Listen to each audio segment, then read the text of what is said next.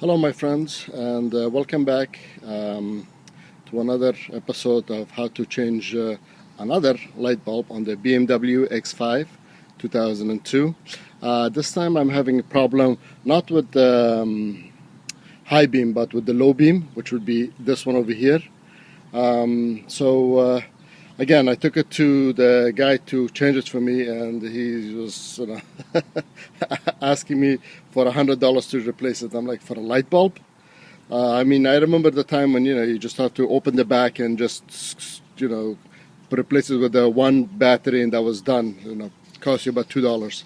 So anyway, so I decided not to take it to him, so decided to do it myself. I went online and I did a search, and unfortunately I couldn't find anything, so that's why I want to make this video, so maybe this can help you. So anyway, the first thing you start is unlike the traditional, the old cars where you could have gone in the back and replaced the battery, the light bulb. This BMW is a little bit different.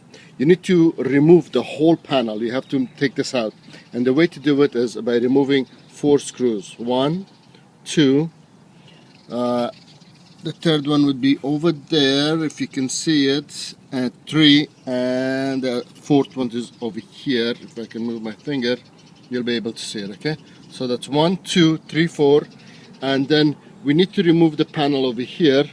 This whole thing comes out. Okay, so what I did is let's move over to this side.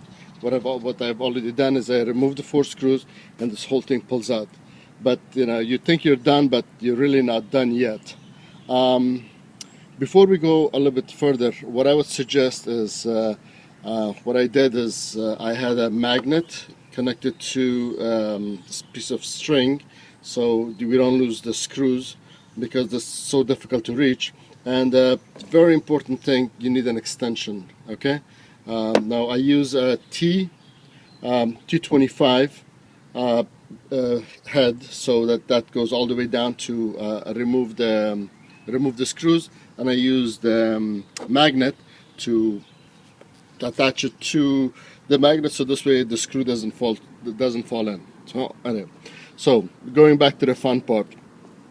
Once you remove this and you remove the panel over here, this whole thing comes out. Now, do you think BMW would make it easy? Of course not. There are 3 screws attaching this housing unit to the unit itself. Okay, there are 3 screws, 1, 2, and the third one is on the bottom. You got to remove all the 3 screws. Again, you need a T25 bit to remove it. Once this is moved, this comes out. Be careful not to lose this rubber piece. The rubber pieces are extremely important, because this prevents the moisture getting in and damaging the light bulb. Now, what I did is, I removed it. This came off. I have a slight pop-up. As you can see, this looks like it's burned, so this may not work. And what I did, so I removed it, and so this came off. I may have to remove this piece because it looks like it's burnt. So that's why it's important to always put the lithium grease in it. So this way that allows for the better conduction of electricity. One more thing, speaking of conducting electricity, you want to make sure that you're wearing some rubber sole shoes and not working barefoot, because I don't know, with all these danger signs, you could get yourself electrocuted or burn yourself, so you don't want to do that.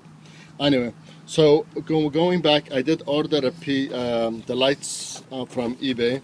It comes from different strengths. As you can see, this is a 5000K, which is not that bright. That K indication is the brightness. So the higher the number, the more brighter it will be. Okay.